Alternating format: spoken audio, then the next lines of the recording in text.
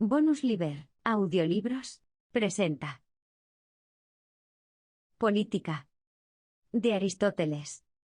Libro segundo. Examen crítico de las teorías anteriores y de las principales constituciones. 1. Examen de la República, de Platón. Puesto que nuestro propósito consiste en indagar cuál es entre todas las asociaciones políticas la que deberán preferir los hombres dueños de escoger una a su gusto, habremos de estudiar, a la vez, la organización de los estados que pasan por ser los que tienen mejores leyes y las constituciones imaginadas por los filósofos, limitándonos a las más notables.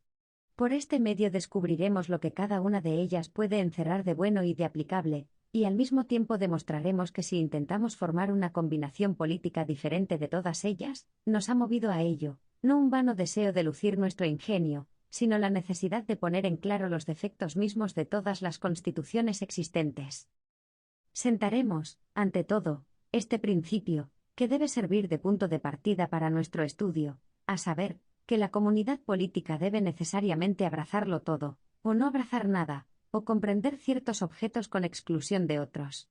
Que la comunidad política no se proponga algún objeto, es una cosa evidentemente imposible, puesto que el Estado es una asociación, y, por de pronto, el suelo por lo menos ha de ser necesariamente común, pues que la unidad del lugar lleva consigo la unidad de ciudad, y la ciudad pertenece en común a todos los ciudadanos.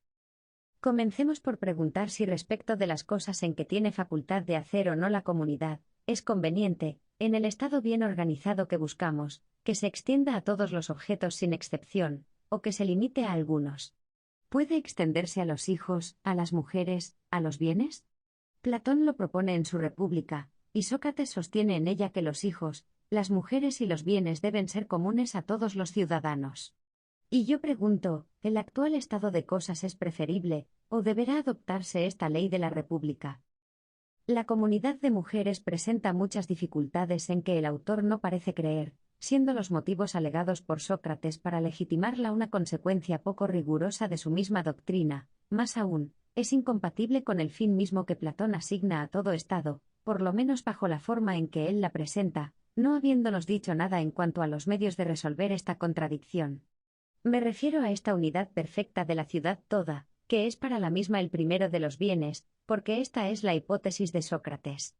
Pero es evidente que, si semejante unidad se la lleva un poco más adelante, la ciudad desaparece por entero. Naturalmente, la ciudad es múltiple, y si se aspira a la unidad, de ciudad se convertirá en familia, y la familia en individuo, porque la familia tiene más unidad que la ciudad, y el individuo mucho más aún que la familia. Y así, aun cuando fuese posible realizar este sistema, sería preciso dejar de hacerlo, so pena de destruir la ciudad. Pero la ciudad no se compone solo de cierto número de individuos, sino que se compone también de individuos específicamente diferentes, porque los elementos que la forman no son semejantes. No es como una alianza militar, la cual vale siempre en proporción del número de los miembros que se reúnen para prestarse mutuo apoyo, aun cuando la especie de los asociados fuese, por otra parte, perfectamente idéntica. Una alianza es como una balanza, en la que siempre vence el platillo que tiene más peso. Por esta circunstancia, una sola ciudad está por encima de una nación entera, si se supone que los individuos que forman esta, por numerosos que sean, no están reunidos en pueblos, sino que viven aislados a la manera de los árcades. La unidad solo puede resultar de elementos de diversa especie, y así la reciprocidad en la igualdad, como dije en la moral, es la salvación de los estados, es la relación necesaria entre los individuos libres o iguales, porque si no pueden todos obtener, a la vez, el poder, deben, por lo menos, pasar por él, sea cada año o cada cualquiera otro período, o según un sistema dado, con tal que todos, sin excepción, lleguen a ser poder. Así es como los que trabajan sin piel o en madera podrían cambiar de ocupación, para que, de este modo, unos mismos trabajos no fuesen ejecutados constantemente por las mismas manos. Sin embargo, la fijeza actual de estas profesiones es ciertamente preferible, y en la asociación política la perpetuidad del poder no lo sería menos, si fuese posible, pero allí donde es incompatible con la igualdad natural todos los ciudadanos, y donde, además, es justo que el poder, un honor, ya una carga, se reparta entre todos, es preciso, por lo menos, esta perpetuidad mediante el turno en el poder cedido a los iguales por los iguales, que a su vez lo recibieron antes de aquellos. Entonces es cuando cada uno manda, y obedece alternativamente como si fuese un hombre distinto, y cada vez que se obtienen los cargos públicos, se puede llevar la alternativa hasta ejercer ya uno, ya otro cargo. De aquí se debe concluir que la unidad política está bien lejos de ser lo que se imagina a veces, y que lo que se nos presenta como el bien supremo del Estado es su ruina. El bien para cada cosa es precisamente lo que asegura su existencia. Desde otro punto de vista, esta aspiración exagerada a la unidad del Estado no tiene nada de ventajosa. Una familia se basta mejor a sí misma que un individuo, y un Estado mejor aún que una familia, puesto que de hecho el Estado no existe realmente sino desde el momento en que la masa asociada puede bastarse y satisfacer todas sus necesidades. Luego, si la más completa suficiencia es también la más apetecible, una unidad menos cerrada será necesariamente preferible a una unidad más compacta. Pero esta unidad extrema de la asociación que se estima como la primera de las ventajas no resulta, como se nos asegura, de que unánimemente digan todos los ciudadanos al hablar de un solo y mismo objeto, esto es mío o esto no es mío, prueba infalible, si hemos de creer a Sócrates, de la perfecta unidad del Estado. La palabra todos tiene aquí un doble sentido. Si se aplica a los individuos tomados separadamente, Sócrates obtendrá entonces mucho más de lo que pide, porque cada uno dirá hablando de un mismo niño y de una misma mujer, he aquí mi hijo, he aquí mi esposa, y otro tanto dirá respecto a las propiedades y de todo lo demás. Pero, dada la comunidad de mujeres y de hijos, esta expresión no convendrá tampoco a los individuos aislados, y sí solo al cuerpo entero de los ciudadanos, y la propiedad misma pertenecerá, no a cada uno tomado aparte, sino a todos colectivamente. Todos es en este caso un equívoco evidente, todos, en su doble acepción significa tanto lo uno como lo otro, lo par como lo impar, lo cual no deja de ser ocasión de que se introduzcan en la discusión de Sócrates argumentos muy controvertibles. Este acuerdo de todos los ciudadanos en decir lo mismo es, por una parte, muy hermoso, si se quiere, pero imposible, y por otra, prueba la unanimidad lo mismo que otra cosa. El sistema propuesto ofrece todavía otro inconveniente, que es el poco interés que se tiene por la propiedad común, porque cada uno piensa en sus intereses privados y se cuida poco de los públicos, si no es en cuanto le toca personalmente, pues en todos los demás descansa de buen grado en los cuidados que otros se toman por ellos, sucediendo lo que en una casa servida por muchos criados, que unos por otros resulta mal hecho el servicio. Si los 1000 niños de la ciudad pertenecen a cada ciudadano, no como hijos suyos, sino como hijos de todos, sin hacer distinción de tales o cuales, será bien poco lo que se cuidarán de semejantes criaturas. Si un niño promete, cada cual dirá, es mío, y si no promete, cualesquiera que sean los padres a quienes, por otra parte, deba su origen conforme a la nota de inscripción, se dirá, es mío o de cualquier otro, y estas razones se alegarán y estas dudas se suscitarán para los 1000, y más hijos que el Estado puede encerrar, puesto que será igualmente imposible saber de quién es el hijo, y si ha vivido después de su nacimiento. Vale más que cada ciudadano diga de 2000 o de 10.000 niños, al hablar de cada uno de ellos, he aquí mi hijo, ¿o es preferible lo que el uso actualmente tiene establecido? Hoy uno llama hijo a un niño que otro llama hermano, o primo hermano, o compañero de fratría o de tribu, según los lazos de familia, de sangre, de unión o de amistad contraídos directamente por los individuos o por sus mayores.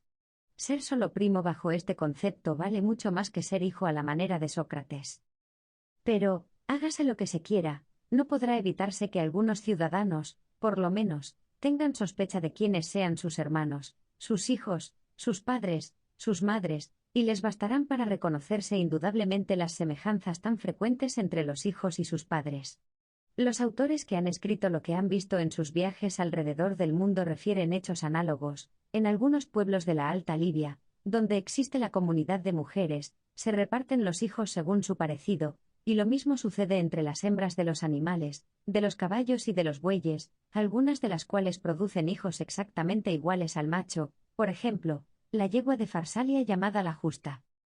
No será tampoco fácil librarse de otros inconvenientes que produce esta comunidad, tales como los ultrajes, los asesinatos voluntarios o cometidos por imprudencia, los altercados y las injurias, cosas que son mucho más graves si se cometen contra un padre, una madre, o parientes muy próximos, que contra extraños, y, sin embargo, han de ser mucho más frecuentes necesariamente entre gentes que ignoran los lazos que los unen. Por lo menos, cuando se conocen, es posible la expiación legal, la cual se hace imposible cuando no se conocen. No es menos extraño, cuando se establece la comunidad de los hijos, prohibir a los amantes solo el comercio carnal, y no el amor mismo y todas esas familiaridades verdaderamente vergonzosas entre el padre y el hijo, el hermano y el hermano, so pretexto de que estas caricias no traspasen los límites del amor. No es, asimismo, menos extraño prohibir el comercio carnal solo por el temor de que se haga el placer demasiado vivo, sin dar la menor importancia a que tenga lugar entre un padre y un hijo o entre hermanos. Si la comunidad de mujeres y de hijos parece a Sócrates más útil para el orden de los labradores que para el de los guerreros, guardadores del Estado, es porque destruiría todo lazo y todo acuerdo en esta clase, que solo debe pensar en obedecer y no en intentar revoluciones.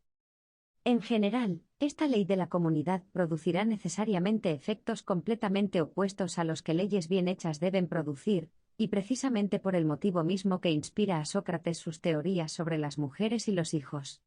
A nuestros ojos, el bien supremo del Estado es la unión de sus miembros, porque evita toda disensión civil, y Sócrates, en verdad, no se descuida en alabar la unidad del Estado, que a nuestro parecer, y también según él, no es más que el resultado de la unión entre los ciudadanos. Aristóteles, en su tratado sobre el amor, dice, precisamente, que la pasión, cuando es violenta, nos inspira el deseo de identificar nuestra existencia con la del objeto amado, y de constituir con él un solo ser. En este caso es de toda necesidad que las dos individualidades, o, por lo menos, una de ellas, desaparezcan, mas en el estado en que esta comunidad prevaleciera, se extinguiría toda benevolencia recíproca, el hijo pensará en todo menos en buscar a su padre, y al padre sucedería lo mismo respecto de su hijo. Y así como la dulzura de unas gotas de miel desaparece en una gran cantidad de agua, de igual modo la afección, que nace de tan queridos nombres, se perderá en un estado en que será completamente inútil que el hijo piense en el padre en el hijo, y los hermanos en sus hermanos. Hay en el hombre dos grandes móviles de solicitud y de amor, que son la propiedad y la afección, y en la República de Platón no tienen cabida ni uno ni otro de estos sentimientos. Este cambio de los hijos que pasan, a seguida de su nacimiento, de manos de los labradores y de los artesanos, sus padres, a las de los guerreros, y, recíprocamente, presenta también dificultades en la ejecución. Los que los lleven del poder de los unos al de los otros, sabrán, a no dudar, qué hijos dan y a quiénes los dan. Entonces será cuando se reproducirán los graves inconvenientes de que hablé antes.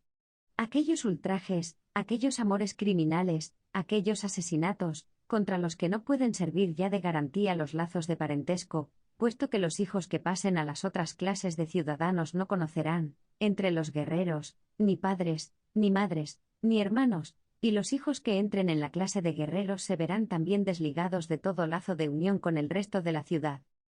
Hagamos aquí alto en lo relativo a la comunidad de las mujeres y de los hijos. 2. Continuación del examen de la República, de Platón. La primera cuestión que se presenta después de la anterior es la de saber cuál debe ser, en la mejor constitución posible del Estado, la organización de la propiedad, y si debe admitirse o desecharse la comunidad de bienes. Se puede, por otra parte, examinar este punto independientemente de lo que ha podido estatuirse sobre las mujeres y los hijos. Respetando en esto la situación actual de las cosas, y la división admitida por todo el mundo, se pregunta si en lo concerniente a la propiedad, la mancomunidad debe extenderse al suelo o solamente al usufructo. Así, suponiendo que se posee el suelo individualmente, se deberán reunir los frutos para consumirlos en común, como lo practican algunas naciones. O, por lo contrario, siendo la propiedad y el cultivo comunes, se dividirán los frutos entre los individuos, especie de mancomunidad, que también existe, según se dice, en algunos pueblos bárbaros, o bien, ¿las propiedades y los frutos deben ser igualmente comunes? Si el cultivo está confiado a manos extrañas, la cuestión es distinta y la solución más fácil, pero si los ciudadanos trabajan personalmente, es mucho más embarazosa. No estando igualmente repartidos el trabajo y el goce, necesariamente se suscitarán reclamaciones contra los que gozan y reciben mucho, trabajando poco, de parte de los que reciban poco y trabajen mucho. Entre los hombres son, en general, las relaciones permanentes de vida y de comunidad muy difíciles, pero lo son más aún en la materia que nos ocupa. Basta ver lo que pasa en las reuniones ocasionadas por los viajes y peregrinaciones, en ellas el más fortuito y fútil accidente es suficiente para provocar una disensión. Nos irritamos principalmente contra aquellos de nuestros criados cuyo servicio es personal y constante. Además de este primer inconveniente, la comunidad de bienes tiene otros todavía mayores. Yo prefiero, y mucho, el sistema actual, completado por las costumbres públicas y sostenido por buenas leyes. Reúne las ventajas de los otros dos, quiero decir, de la mancomunidad y de la posesión exclusiva. La propiedad en este caso se hace común en cierta manera, permaneciendo al mismo tiempo particular. Las explotaciones, estando todas ellas separadas, no darán origen a contiendas, prosperarán más, porque cada uno las mirará como asunto de interés personal, y la virtud de los ciudadanos arreglará su aplicación, de conformidad con el proverbio, entre amigos, todo es común. Aún hoy se encuentran rastros de este sistema en algunas ciudades, lo cual prueba que no es imposible, sobre todo en los estados bien organizados o existe en parte o podría fácilmente completarse. Los ciudadanos, poseyéndolo todo personalmente, ceden o prestan a sus amigos el uso común de ciertos objetos. Y así en la cedemonia cada cual emplea los esclavos, los caballos y los perros de otros, como si le perteneciesen en propiedad, y esta mancomunidad se extiende a las provisiones de viaje cuando la necesidad sorprende a uno en despoblado. Es por tanto evidentemente preferible que la propiedad sea particular, y que sólo mediante el uso se haga común.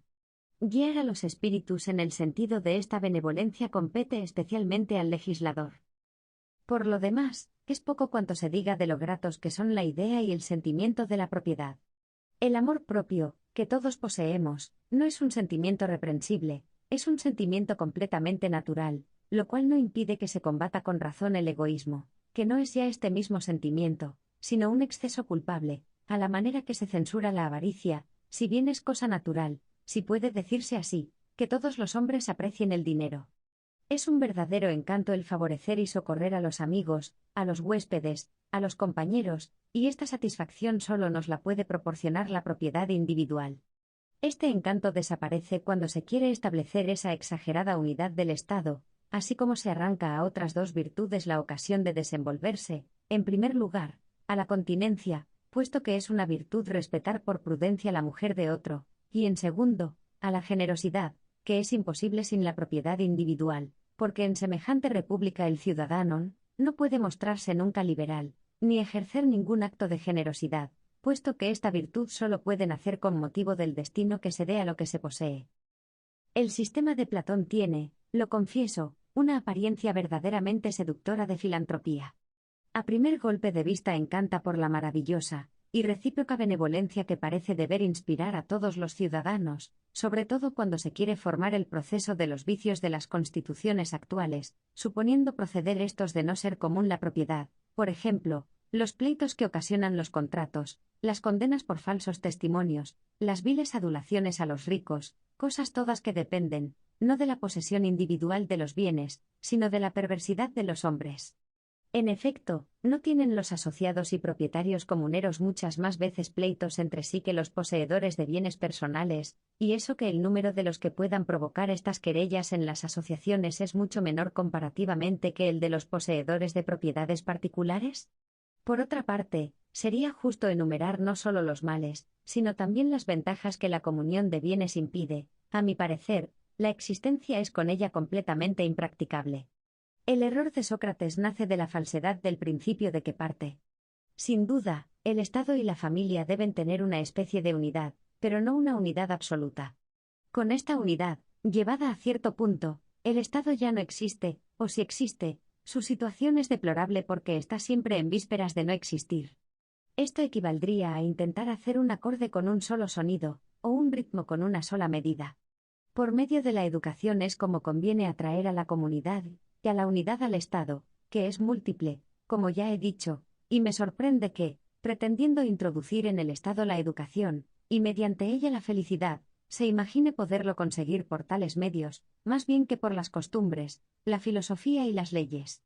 Deberá tenerse presente que en la Cedemonia, y en Creta el legislador ha fundado sabiamente la comunidad de bienes sobre las comidas públicas. Es imposible dejar de tener en cuenta también el largo transcurso de tiempo y de años durante el cual semejante sistema, si fuese bueno, no habría quedado desconocido. En esta materia, bien puede decirse que todo ha sido obra de la imaginación, pero unas ideas no han podido echar raíces y otras no están en uso, por más que se las conozca. Lo que decimos de la República de Platón sería aún mucho más evidente si existiese un gobierno semejante en la realidad. Por de pronto, no podría establecerse sino a condición de dividir e individualizar la propiedad, destinando una porción a las comidas públicas, y dando otra a las fratrías y a las tribus. Así toda esta legislación solo conduciría a prohibir la agricultura a los guerreros, que es precisamente lo que intentan hacer en nuestros días los lacedemonios. En cuanto al gobierno general de esta comunidad, Sócrates no dice una sola palabra, y tan fácil nos sería a nosotros como a él decir más, y, sin embargo, el todo de la ciudad se compondrá de esta masa de ciudadanos para quienes nada se ha estatuido. Respecto de los labradores, por ejemplo, ¿la propiedad será particular o será común? ¿Sus mujeres y sus hijos serán o no serán comunes? Si las reglas de la comunidad son las mismas para todos, ¿en qué consistirá la diferencia entre los labradores y los guerreros? ¿Dónde tendrán los primeros la compensación que merecen por la obediencia que deben a los segundos? ¿Quién los enseñará a obedecer? A menos que se emplee con ellos el expediente de los cretenses, que solo prohíben a sus esclavos dos cosas, el dedicarse a la gimnástica y el poseer armas. Si todos estos puntos están ordenados aquí como lo están en los demás estados, ¿en qué se convertirá, entonces, la comunidad? Se habrán creado necesariamente en el estado dos estados, enemigo el uno del otro, porque de los labradores y artesanos se habrán formado ciudadanos, y de los guerreros se habrán hecho guardadores encargados de vigilarlos perpetuamente. En cuanto a las disensiones, pleitos y otros vicios que Sócrates echa en cara a las sociedades actuales, yo afirmo que se encontrarán todos ellos sin excepción en la suya. Sostiene que, gracias a la educación, no habrá necesidad en su república de todos esos reglamentos de policía, de mercados y de otras materias tan poco importantes como estas, y, sin embargo, no se cuida de dar educación más que a sus guerreros. Por otra parte, deja a los labradores la propiedad de las tierras a condición de entregar los productos de ellas, pero es muy de temer que estos propietarios sean mucho más indóciles y mucho más altivos que los ilotas, los penestes o tantos otros esclavos. Sócrates, por lo demás, nada ha dicho acerca de la importancia relativa de todas estas cosas. También ha hablado de otras muchas que tenía bien cerca, tales como el gobierno, la educación y las leyes especiales para la clase de labradores, porque no es ni más fácil ni menos importante saber cómo se ha de organizar esta para que la comunidad de guerreros pueda subsistir a su lado. Supongamos que para los labradores se establezca la comunidad de mujeres con la división de bienes, ¿quién será el encargado de la administración doméstica, así como lo están los maridos de la agricultura? ¿A cargo de quién correrá aquella una vez admitida entre los labradores la comunidad igual de las mujeres y de los bienes? Ciertamente, es muy extraño que se vaya a buscar una comparación entre los animales para probar que las funciones de las mujeres deben ser absolutamente las mismas que las de los maridos, a quienes, por otra parte, se prohíbe toda ocupación en el interior de la casa. El establecimiento de las autoridades tal como lo propone Sócrates, ofrece también muchos peligros, las quiere perpetuas, y esto solo bastaría para ocasionar guerras civiles hasta entre los hombres menos celosos de su dignidad, y con más razón entre los belicosos y de corazón ardiente. Pero esta perpetuidad es indispensable en la teoría de Sócrates. Dios no derrama el oro unas veces en el alma de los unos, otra en la de los otros, sino siempre en las mismas almas. Y así Sócrates sostiene que en el momento mismo del nacimiento, Dios pone en el alma de unos oro, en la de otros plata, y bronce y hierro en el alma de los que deben ser artesanos y labradores. Tuvo por conveniente prohibir toda clase de placeres a sus guerreros, sin dejar por eso de sostener que el deber del legislador es hacer dichoso al Estado todo, pero el Estado todo no podrá ser dichoso cuando la mayor parte, o algunos de sus miembros, si no todos, están privados de esa dicha. Y es que la felicidad no se parece a los números impares, la suma de los cuales puede tener esta o aquella propiedad que no tenga ninguna de sus partes. En punto a felicidad, pasan las cosas de otra manera. Y si los mismos defensores de la ciudad no son dichosos, ¿quién aspirará a serlo? Al parecer, no serán los artesanos ni la masa de obreros consagrados a trabajos mecánicos. He aquí algunos de los inconvenientes de la república preconizada por Sócrates, y aún podría indicar algunos otros no menos graves. 3. Examen del Tratado de las Leyes, de Platón. Los mismos principios se encuentran en el Tratado de las Leyes compuesto posteriormente. Y así, me limitaré a hacer algunas observaciones sobre la constitución que en ellas propone Platón. En el Tratado de la República, Sócrates profundiza muy pocas cuestiones: la comunidad de mujeres y de hijos, el modo de aplicar este sistema, la propiedad de la organización del gobierno. Divide la masa de los ciudadanos en dos clases: los labradores, de una parte, y de otra, los guerreros, una fracción de los cuales forma una tercera clase, que delibera sobre los negocios del Estado y los dirige soberanamente. Sócrates se ha olvidado decir si los labradores y artesanos deben ser totalmente excluidos, y si tienen o no el derecho de poseer armas, y de tomar parte en las expediciones militares. En cambio, cree que las mujeres deben acompañar a los guerreros al combate, y recibir la misma educación que ellos. El resto del tratado lo forman varias digresiones, y ciertas consideraciones sobre la educación de los guerreros. En las leyes, por el contrario, apenas se encuentra otra cosa que disposiciones legislativas. Sócrates es, en este tratado, muy conciso en lo relativo a la Constitución, mas, sin embargo, queriendo hacer la que propone aplicable a los estados en general, vuelve paso por paso sobre su primer proyecto. Si se exceptúa la comunidad de mujeres y de bienes, en todo lo demás hay un perfecto parecido entre sus dos repúblicas: educación, dispensa de trabajos pesados concedida a los guerreros, comidas en común. Todo es igual. Solo que en la segunda extiende las comidas en común a las mujeres, y eleva de 1000 a 5000 el número de los ciudadanos armados. Sin duda alguna, los diálogos de Sócrates son eminentemente notables, y están llenos de elegancia, de originalidad y de imaginación, pero era difícil, quizá, que fuese todo en ellos igualmente preciso. Y así, no hay que engañarse, se necesitaría toda la campiña de Babilonia u otra llanura inmensa para esta multitud, que debe alimentar 5000 ociosos salidos de su seno, sin contar aquella otra multitud de mujeres y de servidores de toda especie. Indudablemente, cada cual es dueño de crear hipótesis a su gusto, pero no deben tocarse los límites de lo imposible.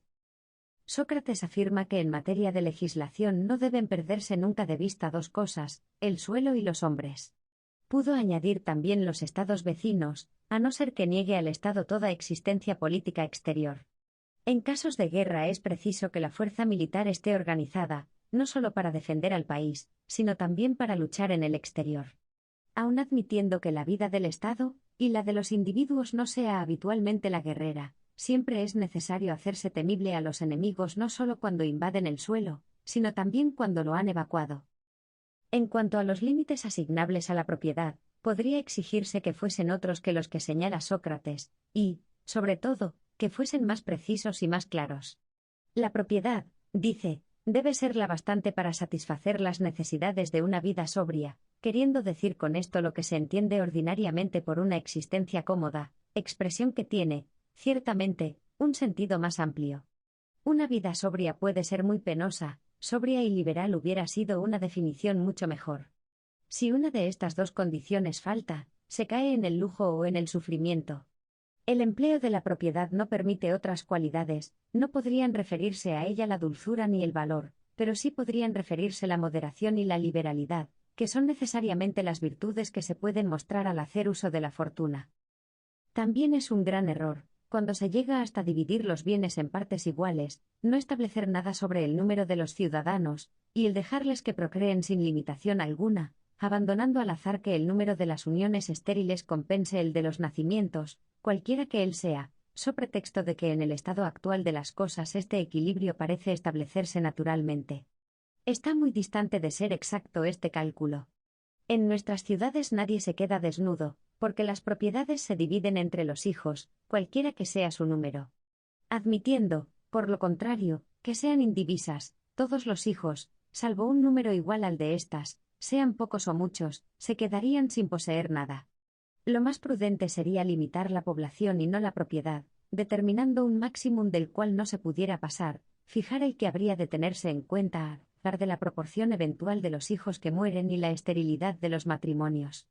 Dejándolo al azar, como hacen en los más de los estados, sería una causa inevitable de miseria en la República de Sócrates, y la miseria engendra las discordias civiles y los crímenes. Al intento de prevenir estos males, uno de los legisladores más antiguos, Fidón de Corinto, quería que el número de familias y de ciudadanos fuese inmutable, aun cuando los lotes primitivos hubiesen sido desiguales. En las leyes, precisamente, sucede lo contrario. Más adelante diremos nuestra opinión sobre este punto.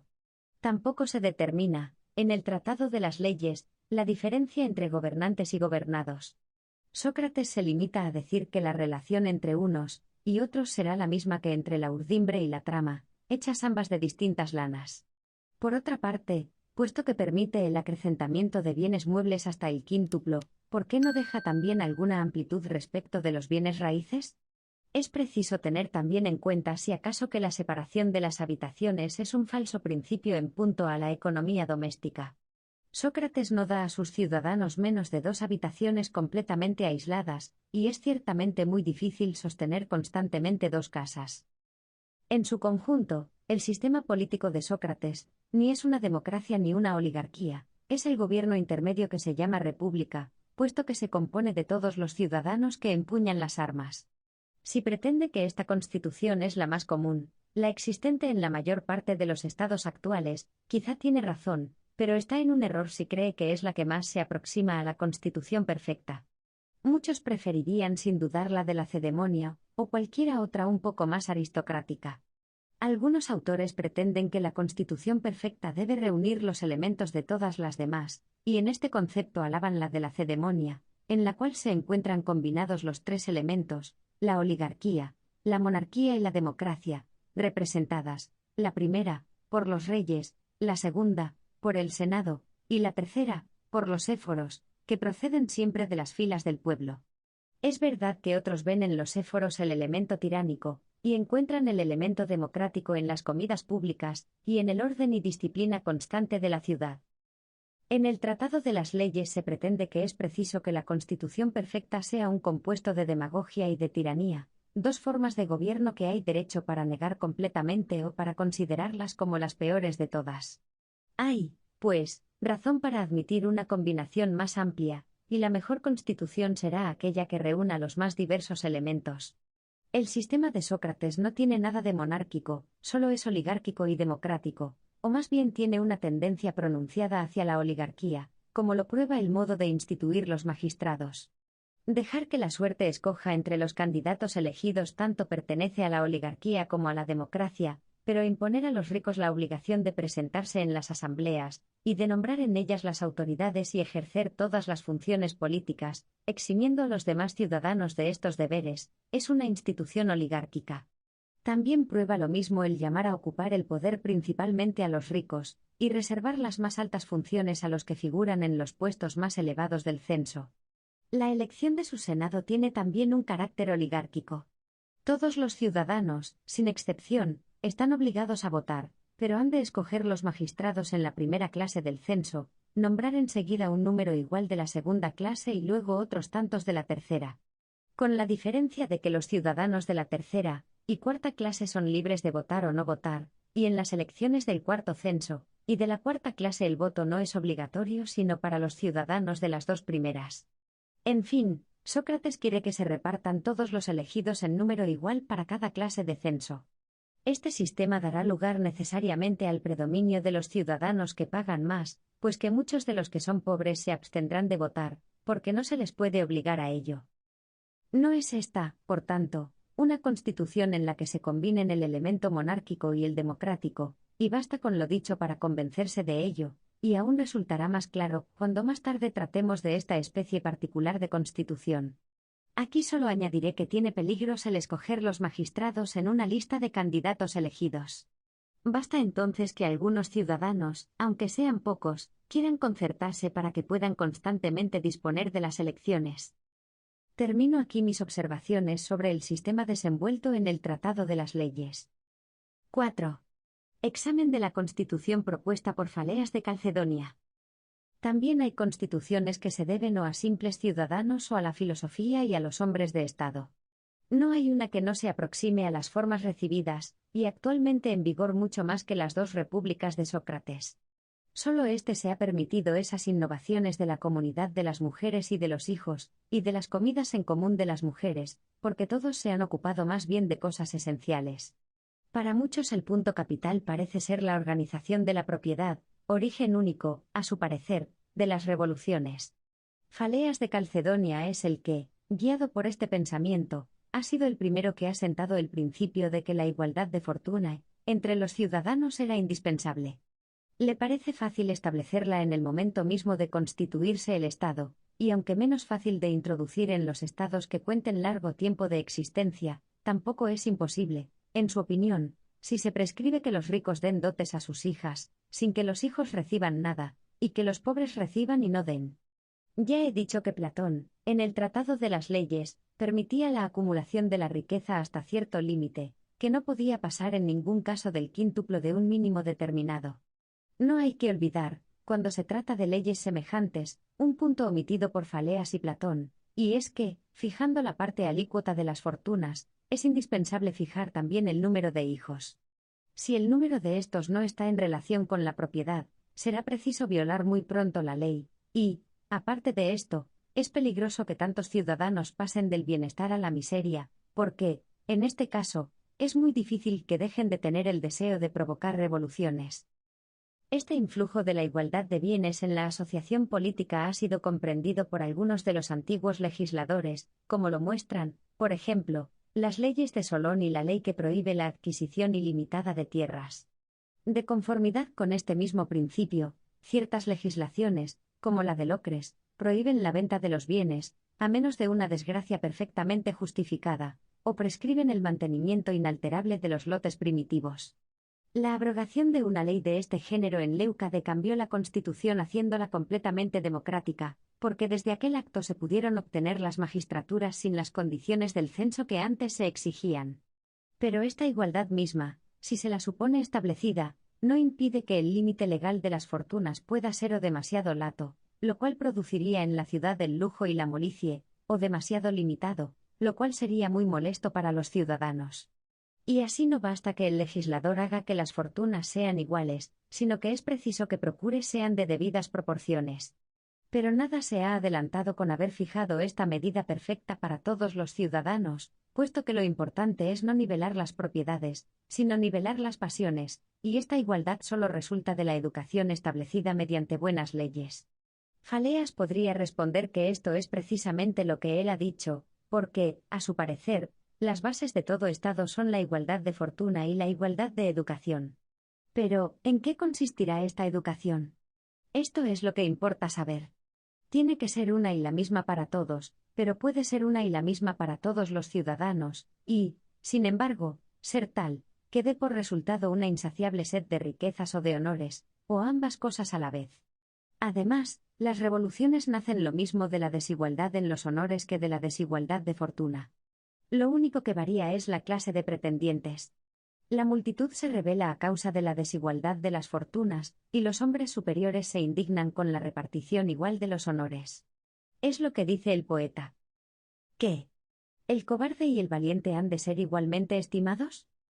Esto consiste en que los hombres se ven arrastrados al crimen no solo por carecer de lo necesario, lo cual Faleas cree evitar por medio de la igualdad de bienes, medio excelente, en su opinión, de impedir que un hombre robe a otro hombre para no morirse de frío o de hambre, sino que se ven arrastrados también por la necesidad de dar amplitud a su deseo de gozar en todos sentidos.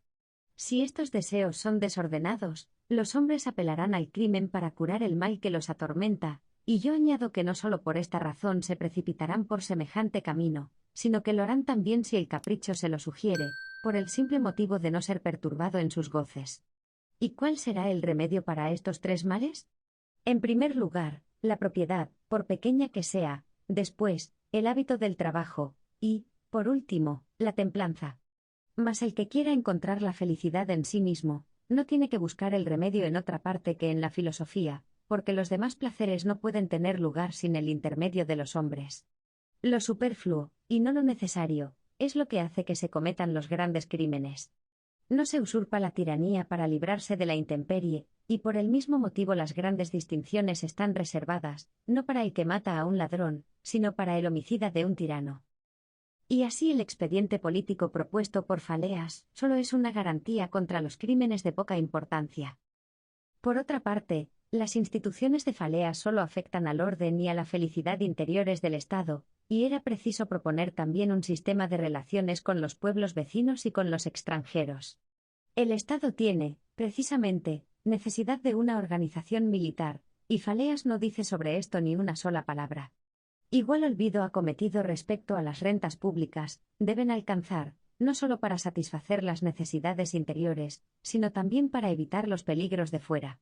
Y así no sería conveniente que su abundancia provocase la codicia de vecinos más poderosos que los poseedores, que serían demasiado débiles para rechazar un ataque, ni que su escasez impidiese sostener la guerra contra un enemigo igual en fuerzas y en número.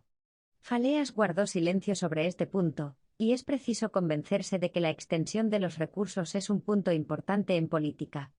El verdadero límite es, quizá, que el vencedor no encuentre jamás medios de indemnización de los gastos de la guerra en la riqueza del pueblo conquistado, y que ésta no pueda producir ni aun a enemigos más pobres lo que por este motivo hayan gastado.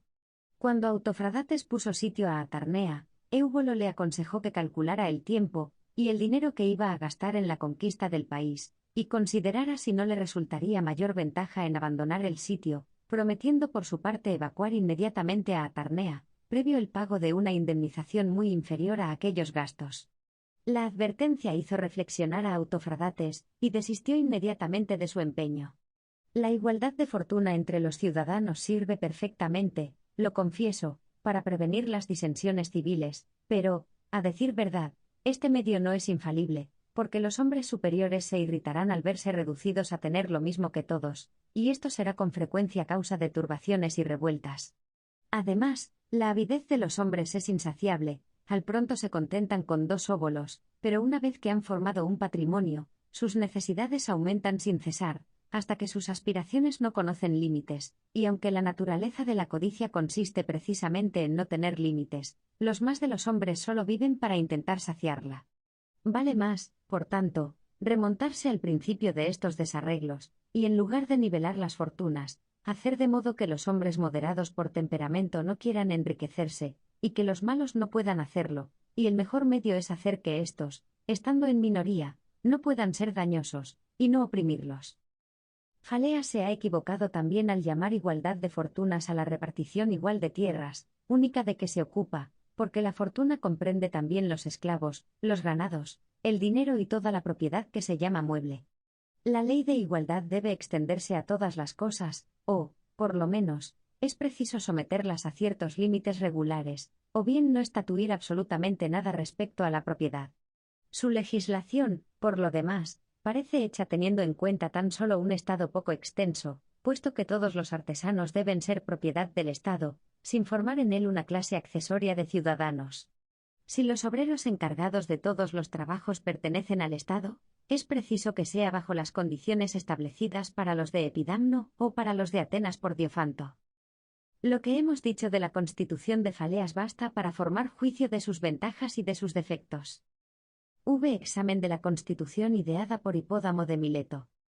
Hipódamo de Mileto, hijo de Eurifón, inventor de la división de las ciudades en calles, que aplicó al Pireo, y que, por otra parte, mostraba en su manera de vivir una excesiva vanidad, complaciéndose en arrostrar la opinión pública, que le censuraba por la compostura de su cabellera y la elegancia de su vestido, usando lo mismo en verano que en invierno trajes a la vez ligeros y de abrigo, hombre que tenía la pretensión de no ignorar nada de cuanto existía en la naturaleza, es también el primero que, sin haberse ocupado nunca de los negocios públicos, se aventuró a publicar algo sobre la mejor forma de gobierno.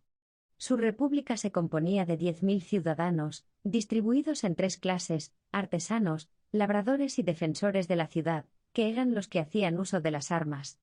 Dividía el territorio en 3 partes, una sagrada, otra pública y la tercera poseída individualmente. La que debía subvenir a los gastos legales del culto de los dioses era la porción sagrada, la que debía alimentar a los guerreros, la porción pública, y la que pertenecía a los labradores, la porción individual. Creía que las leyes no podían tampoco ser más que de 3 especies, porque los actos justiciables, en su opinión, solo pueden proceder de 3 cosas: la injuria, el daño y la muerte. Creaba un tribunal supremo y único, al que habrían de ir en apelación todas las causas que se estimaran mal juzgadas. Este tribunal se componía de ancianos nombrados por elección. En cuanto a la forma de los juicios, Hipódamo rechazaba el voto por bolas. Cada juez debía llevar una tablilla, en la que escribía, si condenaba pura y simplemente, la dejaba en blanco, si absolvía en igual forma, y estampaba en ella sus razones, si absolvía o condenaba solo en parte. El sistema actual le parecía vicioso, en cuanto obliga a los jueces muchas veces a ser perjuros, cuando votan de una manera absoluta en uno o en otro sentido. Garantizaba también por medio de la ley las recompensas debidas a los descubrimientos políticos de utilidad general, y aseguraba la educación de los hijos de los guerreros que morían en los combates, haciendo que los tomara a su cargo el Estado. Esta última institución le pertenece exclusivamente, pero hoy Atenas y otros muchos estados poseen una ley análoga. Todos los magistrados debían ser elegidos por el pueblo, que para Hipódamo se compone de las 3 clases del Estado, y una vez nombrados, los magistrados se encargan mancomunadamente de la vigilancia de los intereses generales, de los asuntos extranjeros y de la tutela de los huérfanos. Tales son, poco más o menos, las disposiciones principales de la Constitución de Hipódamo. Desde luego, se tropieza con la dificultad que ofrece una clasificación de ciudadanos, en la que labradores, artesanos y guerreros toman una parte igual en el gobierno, los primeros, sin armas, los segundos sin armas y sin tierras, es decir, casi esclavos de los terceros, que están armados. Más aún, es imposible que entren todos a participar de las funciones públicas. Es necesario sacar de la clase de los guerreros los generales y los guardas de la ciudad, y, por decirlo así, todos los principales funcionarios. Pero si los artesanos y los labradores son excluidos del gobierno de la ciudad, ¿cómo podrían tener amor a la patria?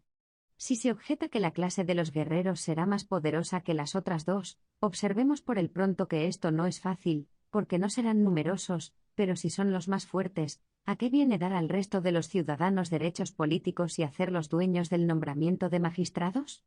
¿Qué papel hacen, por otra parte, los labradores en la República de Hipódamo? Los artesanos ya se concibe que son indispensables como en todas partes, y pueden, lo mismo que en los demás estados, vivir de su oficio. Pero en cuanto a los labradores, si se les supone encargados de proveer a la subsistencia de los guerreros, podría con razón hacérseles miembros del Estado, pero aquí, en esta república, por el contrario, son dueños de las tierras que les pertenecen en propiedad, y solo las cultivan para su provecho.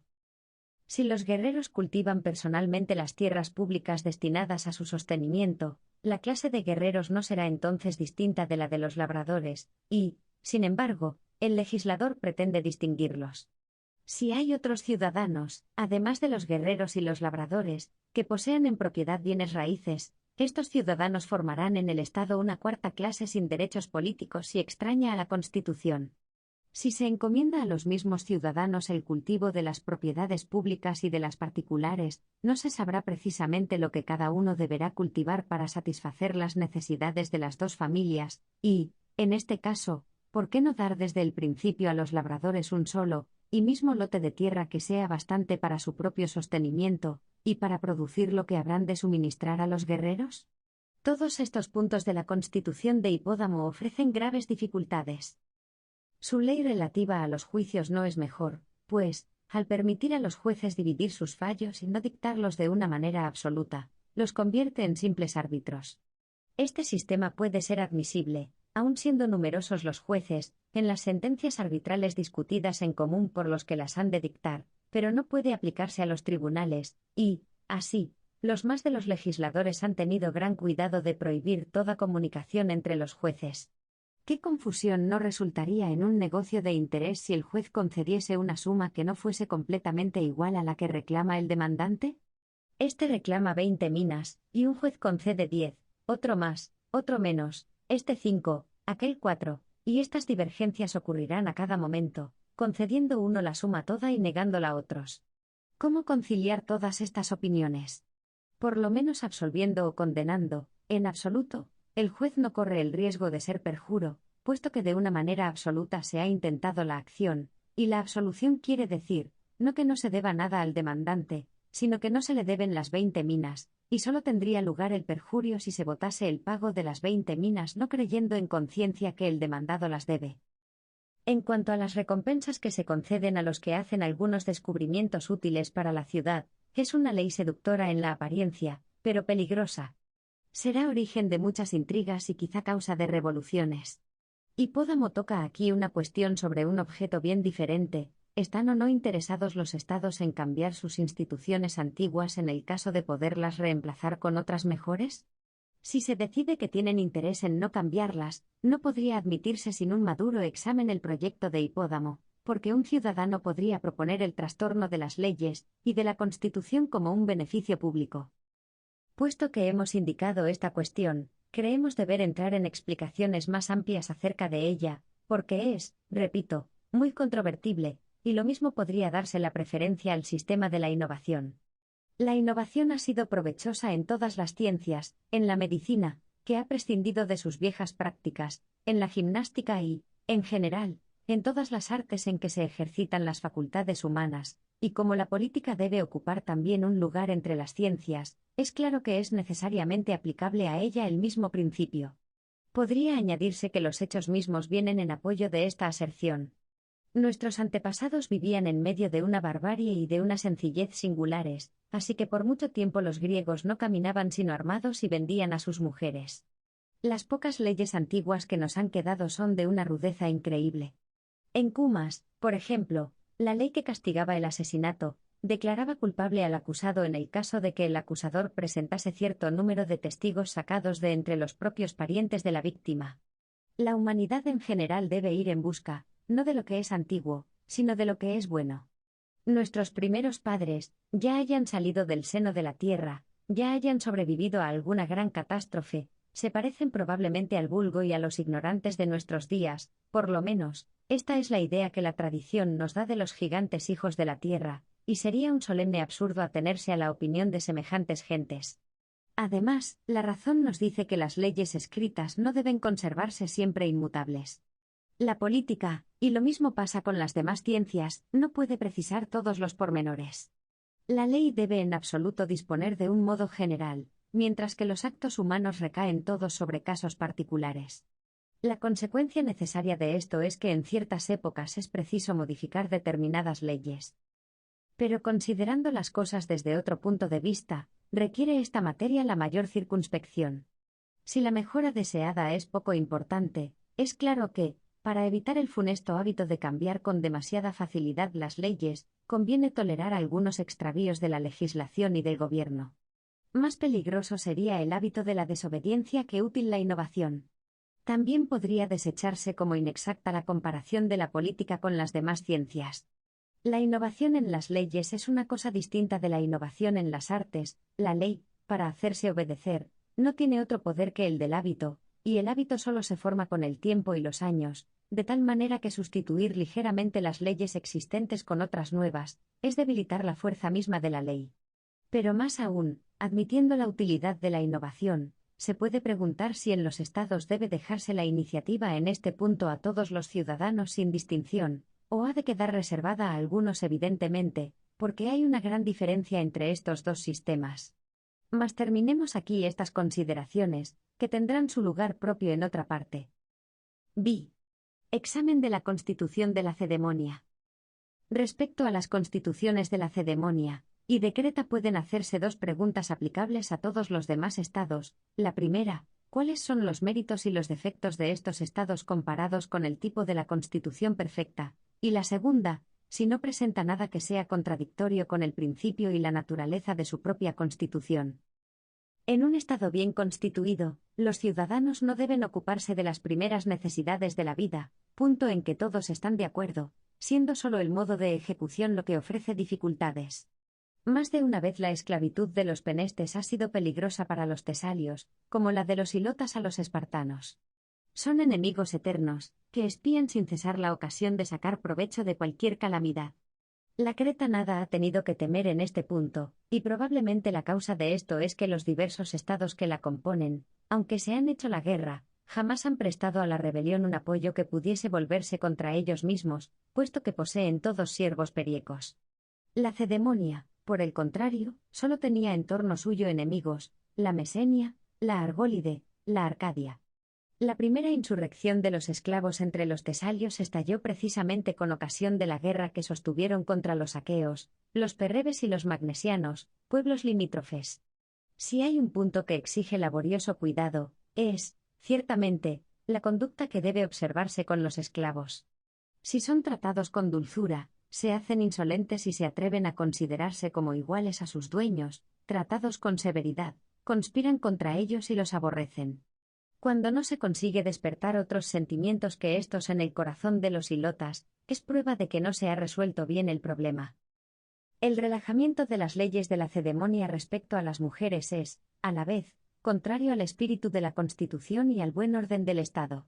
El hombre y la mujer, elementos ambos de la familia, forman igualmente, si puede decirse así, las dos partes del Estado, de un lado los hombres, de otro las mujeres, de suerte que, dondequiera que la Constitución ha dispuesto mal lo relativo a las mujeres, es preciso decir que la mitad del Estado carece de leyes. Esto puede observarse en Esparta. El legislador, al exigir de todos los miembros de su república templanza y firmeza, lo ha conseguido gloriosamente respecto a los hombres, pero se ha malogrado por completo su intento respecto a las mujeres, que pasan la vida entregadas a todos los desarreglos y excesos del lujo. La consecuencia necesaria de esto es que bajo semejante régimen, el dinero debe ser muy estimado. Fue una buena idea la del mitólogo que imaginó por primera vez la unión de Marte con Venus, porque todos los guerreros son naturalmente inclinados al amor del uno o del otro sexo. Los lacedemonios no han podido evitar esta condición general, y en tanto que su poder ha durado, sus mujeres han decidido muchos negocios. ¿Y qué más da que las mujeres gobiernen en persona, o que los que gobiernan lo hagan arrastrados por ellas? El resultado siempre es el mismo. Teniendo una audacia que es completamente inútil en las circunstancias ordinarias de la vida y solo buena en la guerra, las lacedemonias no han sido menos perjudiciales a sus maridos cuando han llegado los momentos de peligro. La invasión tebana lo ha demostrado bien. Inútiles como siempre, causaron ellas más desórdenes en la ciudad que los enemigos mismos. Causas hubo para que en Lacedemonia se desatendiese desde el principio la educación de las mujeres. Los hombres, ocupados por mucho tiempo en expediciones exteriores durante las guerras contra la Argólide, y más tarde contra la Arcadia y la Mesenia, y educados en la vida de los campos, escuela de tantas virtudes, fueron después de la paz materia a propósito para la reforma del legislador. En cuanto a las mujeres, Licurgo, después de haber intentado, según se dice, someterlas a las leyes, se vio obligado a ceder ante su resistencia y abandonar los proyectos que tenía.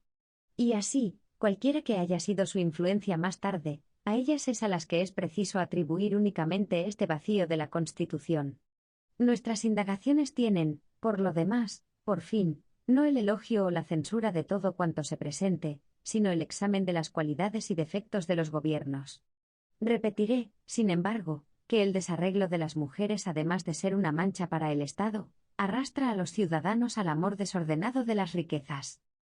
Otro defecto que se puede añadir a los que se acaban de señalar en la Constitución de la Cedemonia, es la desproporción de las propiedades. Unos poseen bienes inmensos, otros no tienen casi nada, así que el territorio está en manos de pocos. La falta, en este caso, está en la ley misma.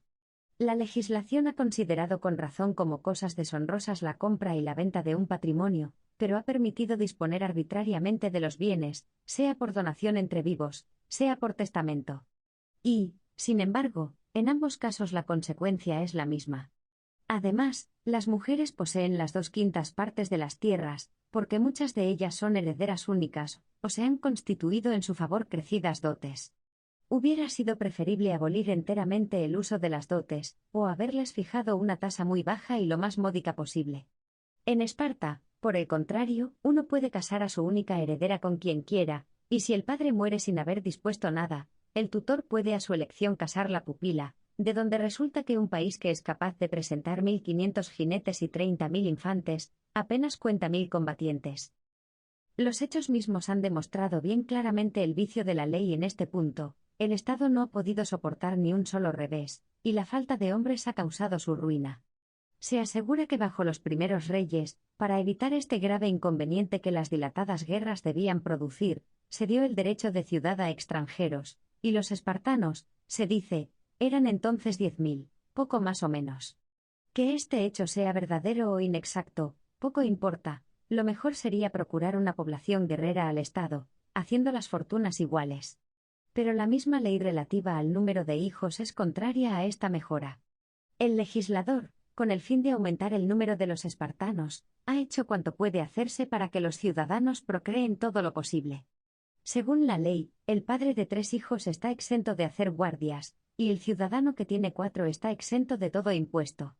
No era difícil prever que aumentando el número de los ciudadanos y subsistiendo la misma división territorial, no se hacía otra cosa que aumentar el número de desgraciados. La institución de los éforos también es defectuosa. Aunque estos constituyen la primera y más poderosa de las magistraturas, todos salen de las clases inferiores de los espartanos, y así ha resultado que tan eminentes funciones han caído en manos de gente pobre que se ha vendido a causa de su miseria. Pueden citarse muchos ejemplos antiguos, pero lo que ha pasado en nuestros días, con ocasión de los Andrias, lo prueba bastante. Algunos hombres ganados con dinero han arruinado al Estado en cuanto han podido. El poder ilimitado y hasta tiránico de los éforos ha precisado a los mismos reyes a hacerse demagogos. La Constitución recibió así un doble golpe, y la aristocracia debió dejar su puesto a la democracia. Debe reconocerse, sin embargo, que esta magistratura puede dar estabilidad al gobierno. El pueblo permanece tranquilo cuando tiene participación en la magistratura suprema, y este resultado, ya sea el legislador el que lo produzca, ya sea obra del azar, no es menos ventajoso para la ciudad. El Estado no puede encontrarse bien sino cuando de común acuerdo los ciudadanos quieren su existencia y su estabilidad. Pues esto es lo que sucede en Esparta, el reinado se da por satisfecho con las atribuciones que le han concedido, la clase superior lo está por los puestos que ocupa en el Senado, la entrada en el cual se obtiene como un premio a la virtud, y, en fin, lo está el resto de los espartanos por la institución de los éforos, que descansa en la elección general. Pero si era conveniente someter al sufragio general la elección de los éforos, debió adoptarse un método menos pueril que el actual. Por otra parte, como los éforos, no obstante proceder de las clases más humildes, deciden soberanamente las cuestiones más importantes, hubiera sido muy bueno no fiarse a su juicio arbitrario, y sí someterlos a reglas estrictas y leyes positivas. En fin, las mismas costumbres de los éforos no están en armonía con el espíritu de la Constitución, porque son muy relajadas, mientras que los demás ciudadanos están sometidos a un régimen que podría tacharse más bien de excesivamente severo, y al cual los éforos no tienen el valor de someterse, y así eluden la ley entregándose en secreto a toda clase de placeres. La institución del Senado está también muy lejos de ser perfecta. Compuesto de hombres de edad madura, y cuya educación parece una prenda de su mérito y virtud, debería creerse que esta asamblea era una garantía para el Estado. Pero dejar a ciertos hombres durante toda su vida la decisión de las causas importantes es base de una institución cuya utilidad puede ponerse en duda, porque la inteligencia tiene su ancianidad como el cuerpo, y el peligro es tanto mayor cuanto que la educación de los senadores no ha impedido que el mismo legislador desconfiara de su virtud. Se ha visto que hombres revestidos con esta magistratura se han dejado corromper, y han sacrificado al favor los intereses del Estado, así que más seguro habría sido no hacer irresponsables, como lo son en Esparta. Sería un error pensar que la suprema inspección de los éforos garantice la responsabilidad de todos los magistrados, porque es conceder demasiado al poder de aquellos, y no es, por otra parte, en este sentido en el que nosotros deseamos la responsabilidad. Es preciso añadir que la elección de los senadores es, en su forma, tan pueril como la de los éforos, y no puede aprobarse que el ciudadano, que es digno del desempeño de una función pública, se presente a solicitarla en persona. Las magistraturas deben confiarse al mérito, ya las acepte, ya las renuncie el que lo tenga. Pero en este punto el legislador se ha guiado por el principio que resalta en toda su Constitución. Excitando la ambición de los ciudadanos es como se procede a hacer la elección de los senadores, porque nunca se solicita una magistratura sino por ambición, y sin embargo, los más de los crímenes voluntarios que cometen los hombres no tienen otro origen que la ambición y la codicia. En cuanto al reinado, en otra parte examinaré si es una institución funesta o ventajosa para los estados. Pero en verdad que la organización que aquel ha recibido, y conserva aún en Lacedemonia no guarda proporción con la elección vitalicia de cada uno de los dos reyes. El mismo legislador ha puesto en duda su virtud, y sus leyes prueban que desconfiaba de su probidad. Y así los lacedemonios los han obligado con frecuencia a ir a las expediciones militares acompañados por enemigos personales, y la discordia de los dos reyes la consideraban ellos como una salvaguardia del Estado. Las comidas comunes, que llaman ellos fidicias, han sido igualmente mal organizadas por culpa de su fundador, pues los gastos deberían correr a cargo del Estado, como en Creta. En Lacedemonia, por el contrario, cada uno debe llevar la parte prescrita por la ley, por más que la extrema pobreza de algunos ciudadanos no le permita hacer ese gasto. La intención del legislador ha sido completamente defraudada, quería hacer de las comidas comunes una institución completamente popular, y gracias a la ley no es nada de esto.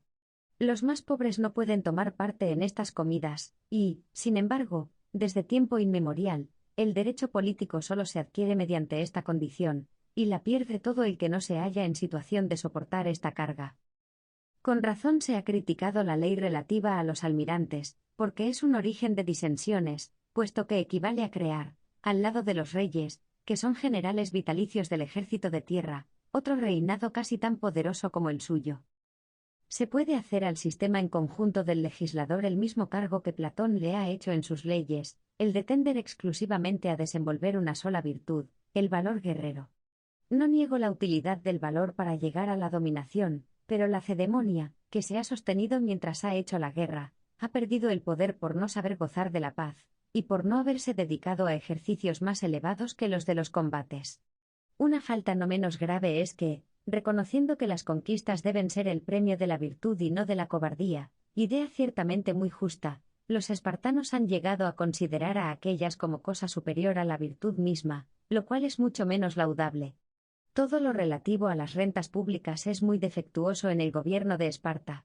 El Estado, no obstante estar expuesto a sostener guerras muy dispendiosas, no tiene tesoro, y, además, las contribuciones públicas son poco menos que nulas, porque, como casi todo el suelo pertenece a los espartanos, se apuran muy poco a hacer efectivos los impuestos.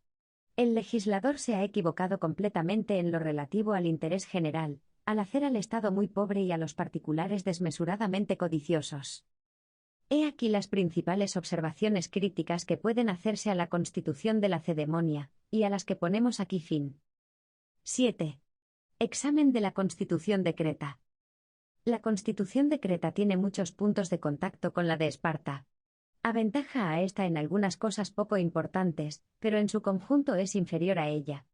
La razón es muy sencilla, se asegura, y es un hecho muy probable, que la Lacedemonia tomó de Creta casi todas sus leyes, y es sabido que las cosas antiguas son ordinariamente menos perfectas que las que han venido más tarde. Cuando Licurgo, después de haber estado bajo la tutela de Carilao, comenzó a viajar, se dice que residió mucho tiempo en Creta, donde se encontraba con un pueblo de la misma raza que el suyo, porque los lictios eran una colonia de la Lacedemonia que, al llegar a Creta, adoptaron las instituciones de los primeros ocupantes, y todos los siervos de la isla se rigen todavía por las mismas leyes de Minos, que pasa por su primer legislador. Por su posición natural, la Creta parece llamada a dominar todos los pueblos griegos, establecidos en su mayor parte en las orillas de los mares en que se encuentra esta gran isla. Por una parte toca casi con el Peloponeso y por otra con el Asia, hacia Tríope y la isla de Rodas. Además, Minos alcanzó el imperio del mar, y de todas las islas inmediatas que conquistó o colonizó, y en fin, llevó sus armas hasta la Sicilia, donde murió cerca de Camico. He aquí algunas de las analogías que hay entre la constitución de los cretenses y la de los lacedemonios. Estos obligan a cultivar sus tierras a los ilotas, aquellos a los siervos periecos, las comidas en común están establecidas en ambos pueblos, y se debe añadir que en otro tiempo se llamaban en Esparta, no fidicias, sino andrías, como se llamaban en Creta, prueba evidente de que de allí procedían. En cuanto al gobierno, los magistrados, llamados cosmos por los cretenses, gozan de una autoridad igual a la de los éforos, con la sola diferencia de que estos son 5 y los cosmos 10. Los gerontes, que constituyen en Creta el Senado, son absolutamente los mismos que los gerontes de Esparta.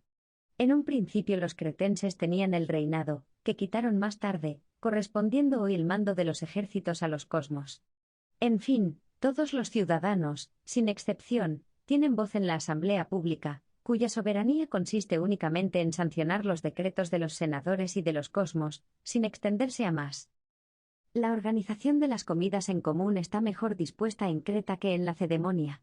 En Esparta cada cual debe suministrar la cuota que la ley señala, so pena de verse privado de sus derechos políticos, como ya he dicho. En Creta, la institución se aproxima mucho más a la mancomunidad. De los frutos que se recogen y de los ganados que se crían, ya pertenezcan al Estado o ya provengan de los tributos pagados por los siervos, se hacen dos partes, una destinada al culto de los dioses y a los funcionarios públicos, y otra para las comidas comunes, en las que son alimentados a expensas del Estado hombres, mujeres y niños. Los propósitos del legislador son excelentes respecto de las ventajas de la templanza, y del aislamiento de las mujeres cuya fecundidad teme, pero ha establecido el comercio de unos hombres con otros, disposición cuyo valor, bueno o malo examinaremos más tarde, pues aquí me limito a decir que la organización de las comidas comunes en Creta es evidentemente superior a la de Lacedemonia. La institución de los cosmos es inferior, si es posible, a la de los éforos, tiene todos sus vicios, puesto que los cosmos son también gentes de un mérito muy vulgar. Pero no tiene en Creta las ventajas que Esparta ha sabido sacar de esta institución. En Lacedemonia, la prerrogativa que concede al pueblo esta suprema magistratura, nombrada por sufragio universal, le obliga a amar la Constitución. En Creta, por lo contrario, los cosmos son tomados de ciertas familias privilegiadas, y no de la universalidad de los ciudadanos, y, además, es preciso haber sido cosmo para entrar en el Senado. Esta última institución presenta los mismos defectos que en Lacedemonia. La irresponsabilidad de estos puestos vitalicios constituye un poder exorbitante, y aquí aparece también el inconveniente de abandonar las decisiones judiciales al arbitrio de los senadores, sin imponerles leyes escritas. La aquiescencia pasiva del pueblo excluido de esta magistratura no prueba el mérito de la Constitución. Los cosmos no tienen como los éforos ocasión de dejarse ganar, nadie va a su isla a comprarlos. Para remediar los vicios de su Constitución, los cretenses han imaginado un expediente que contradice todos los principios de gobierno, y que es violento hasta el absurdo. Los cosmos se ven muchas veces depuestos por sus propios colegas o por simples ciudadanos que se sublevan contra ellos. Los cosmos tienen también la facultad de abdicar cuando les parezca, lo cual debía someterse a la ley más bien que al capricho individual, que no es ciertamente una regla segura. Pero lo que es todavía más funesto para el Estado es la suspensión absoluta de esta magistratura, cuando algunos ciudadanos poderosos, que se unen al efecto, derriban a los cosmos para sustraerse por este medio a los juicios de que están amenazados. El resultado de todas estas perturbaciones es que la Creta, a decir verdad, en lugar de tener un gobierno solo tiene una sombra de él, que la violencia es la única cosa que allí reina, y que continuamente los facciosos llaman a las armas al pueblo y a sus amigos, y, reconociendo a uno como jefe, provocan la guerra civil para llevar a cabo una revolución. ¿En qué difiere un desorden semejante del anonadamiento provisional de la Constitución y de la disolución absoluta de todo vínculo político? Un Estado perturbado de esta manera es fácilmente presa del que quiera o pueda atacarlo. Repito que solo la situación aislada de la Creta ha podido hasta ahora salvarla. Este aislamiento ha hecho lo que no hicieron las leyes, que, además, proscriben a los extranjeros, siendo esta la causa de que mantengan los siervos en el deber, mientras que los ilotas se sublevan continuamente. Los cretenses no han extendido su poder en el exterior, y la guerra que los extranjeros han llevado recientemente a la isla ha dejado ver la debilidad de sus instituciones. No diré más sobre el gobierno de Creta. 8. Examen de la Constitución de Cartago. Cartago goza, al parecer, todavía de una buena constitución, más completa que la de otros estados en muchos puntos, y semejante en ciertos conceptos a la de Lacedemonia.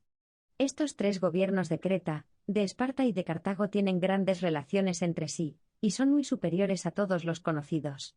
Los cartagineses, en particular, poseen instituciones excelentes, y lo que prueba el gran mérito de su constitución es que, a pesar de la parte de poder que concede al pueblo, nunca ha habido en Cartago cambios de gobierno, y, lo que es más extraño, jamás ha conocido ni las revueltas ni la tiranía. Citaré algunas de las analogías que hay entre Esparta y Cartago. Las comidas en común de las sociedades políticas se parecen a las fidicias lacedemonias, los 104 reemplazan a los éforos, aunque la magistratura cartaginesa es preferible, en cuanto a sus miembros, en lugar de salir de las clases oscuras, se toman de entre los hombres más virtuosos. Los reyes y el Senado se parecen mucho en las dos constituciones, pero Cartago, que es más prudente y no toma sus reyes de una familia única, tampoco los toma de todas indistintamente, y remite a la elección y no a la edad del que sea el mérito el que ocupe el poder. Los reyes, que poseen una inmensa autoridad, son muy peligros cuando son medianías, y en este concepto en la Cedemonia han causado mucho mal. Las desviaciones de los principios señalados y criticados tantas veces son comunes a todos los gobiernos que hasta ahora hemos examinado. La Constitución cartaginesa, como todas aquellas cuya base es a la vez aristocrática y republicana, se inclina tan pronto del lado de la demagogia como del de la oligarquía. Por ejemplo, el reinado y el senado, cuando su dictamen es unánime, pueden decidir ciertos negocios y sustraer otros al conocimiento del pueblo, que solo tiene derecho a decidir en caso de disentimiento. Pero cuando este caso llega, puede no solo hacer que los magistrados expongan sus razones, sino también fallar como soberano, y cada ciudadano puede tomar la palabra sobre el objeto puesto a discusión, prerrogativa que no hay que buscar en otras constituciones. Por otra parte, dar a las pentarquías, encargadas de una multitud de asuntos importantes, la facultad de constituirse por sí mismas, permitirles nombrar la primera de todas las magistraturas, la de los 100, concederles un ejercicio más amplio que el de todas las demás funciones, puesto que los pentarcas, después de dejar el cargo o siendo simples candidatos, son siempre igualmente poderosos. Todas estas son instituciones oligárquicas. De otro lado, es una institución aristocrática el desempeño de funciones gratuitas, sin que en la designación haya intervenido la suerte, y la misma tendencia advierto en algunas otras, como la de los jueces, que fallan toda especie de causas, sin tener, como en la Cedemonia, atribuciones especiales. Si el gobierno de Cartago degenera principalmente de aristocrático en oligárquico, es preciso buscar la causa en una opinión allí generalmente recibida. Creen que las funciones públicas deben confiarse no solo a los hombres distinguidos, sino también a la riqueza, y que un ciudadano pobre no puede abandonar sus negocios y regir con probidad los del Estado. Por consiguiente, si escoger en vista de la riqueza es un principio oligárquico, y escoger según el mérito es un principio aristocrático, el gobierno de Cartago constituye una tercera combinación, puesto que tiene en cuenta a la vez estas dos condiciones, sobre todo en la elección de los magistrados supremos, de los reyes y de los generales. Esta alteración del principio aristocrático es una falta cuyo origen se remonta hasta el mismo legislador. Uno de sus primeros cuidados debe ser desde el principio asegurar una vida desahogada a los ciudadanos más distinguidos, y hacer de manera que la pobreza no pueda venir en daño de la consideración que se les debe, ya como magistrados, ya como simples particulares. Pero es preciso reconocer que si la fortuna merece que se la tome en cuenta a causa del tiempo desocupado que procura, no es menos peligroso hacer venales las funciones más elevadas, como las de rey y de general. Una ley de esta clase honra más al dinero que al mérito, e infiltra en el corazón de toda la República el amor al oro. La opinión de los primeros hombres del Estado constituye una regla para todos los demás ciudadanos, siempre dispuestos a seguirlos. Ahora bien, dondequiera que no es estimado el mérito sobre todo lo demás, no puede existir constitución aristocrática verdaderamente sólida. Es muy natural que los que han comprado sus cargos se habitúen a indemnizarse cuando a fuerza de dinero han alcanzado el poder. Lo absurdo es suponer que un pobre, pero que es hombre de bien, puede querer enriquecerse, y que un hombre depravado, que ha pagado caramente su empleo, no lo quiera. Las funciones públicas deben confiarse a los más capaces, y el legislador, si se ha desentendido de asegurar una fortuna a los ciudadanos distinguidos, podría, por lo menos, garantizar un pasar decente a los magistrados. También puede censurarse la acumulación de varios empleos en una misma persona, lo cual pasa en Cartago por un gran honor, porque un hombre no puede dar cumplimiento a la vez más que a un solo cometido. Es un deber del legislador establecer la división de empleos, y no exigir de un mismo individuo que sea músico y haga zapatos. Cuando el Estado es algo extenso, es más conforme al principio republicano y democrático hacer posible al mayor número de ciudadanos al acceso a las magistraturas, porque entonces se obtiene, como hemos dicho, la doble ventaja de que los negocios administrativos en común se despachan mejor y más pronto. Puede verse la verdad de esto en las operaciones de la guerra y en las de la marina, donde cada hombre tiene, por decirlo así, un empleo especial, ya le toque desde el obedecer o mandar. Cartago se salva de los peligros de su gobierno oligárquico enriqueciendo continuamente a una parte del pueblo, que envía a las colonias. Es un medio de depurar y mantener el Estado, pero resulta entonces que solo debe su tranquilidad al azar, siendo así que al legislador es a quien toca afianzarla. Así que, en caso de un revés, si la masa del pueblo llega a sublevarse contra la autoridad, las leyes no ofrecerán ni un solo recurso para dar al Estado la paz interior. Termino aquí el examen de las constituciones justamente renombradas de Esparta, Creta y Cartago. 9. Consideraciones acerca de varios legisladores. Entre los hombres que han publicado un sistema sobre la mejor constitución los hay que jamás manejaron los negocios públicos, habiendo sido simples particulares, y ya hemos citado todo lo que de los mismos merecía alguna atención. Otros han sido legisladores, ya en su propio país, ya en países extranjeros, y ellos mismos han gobernado.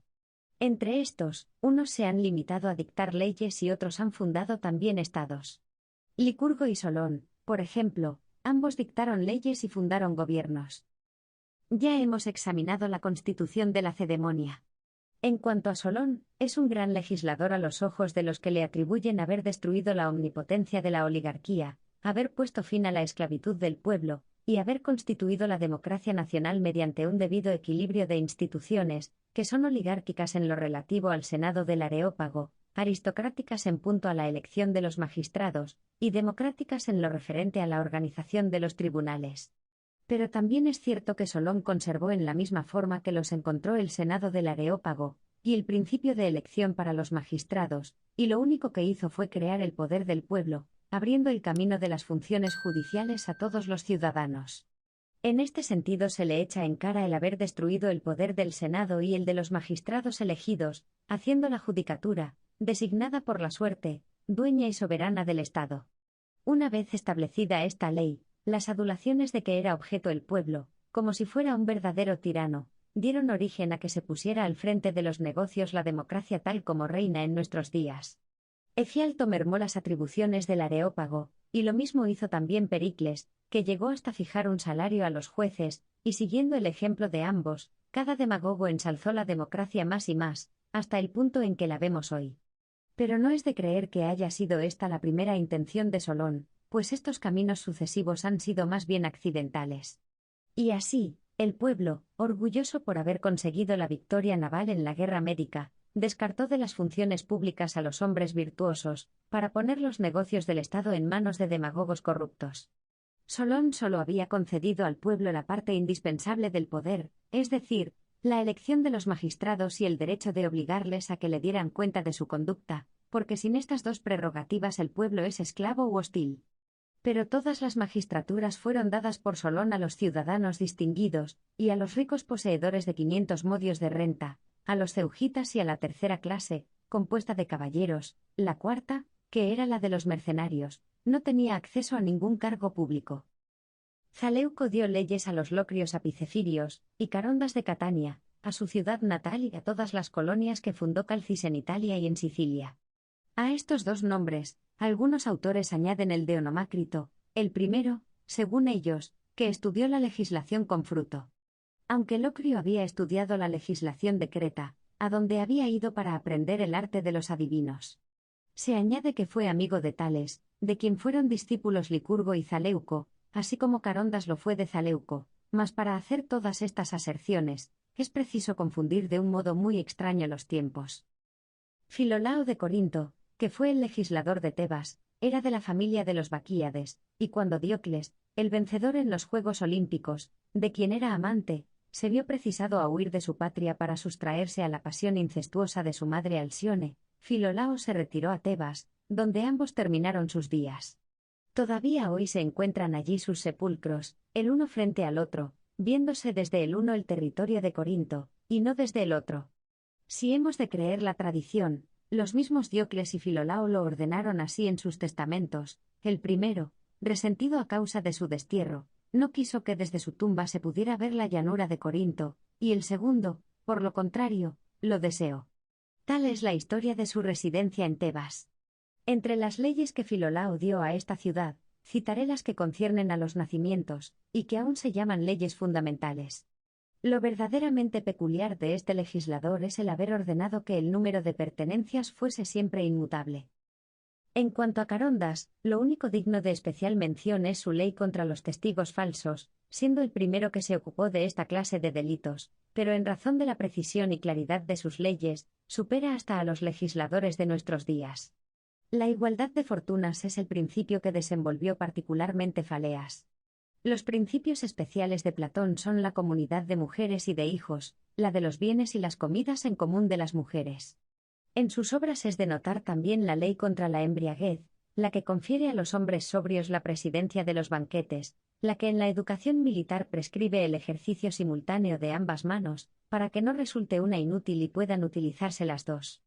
Dracón también hizo leyes, pero fue para un gobierno ya constituido, y nada tienen de particular ni de memorables como no sea un rigor excesivo y la gravedad de las penas.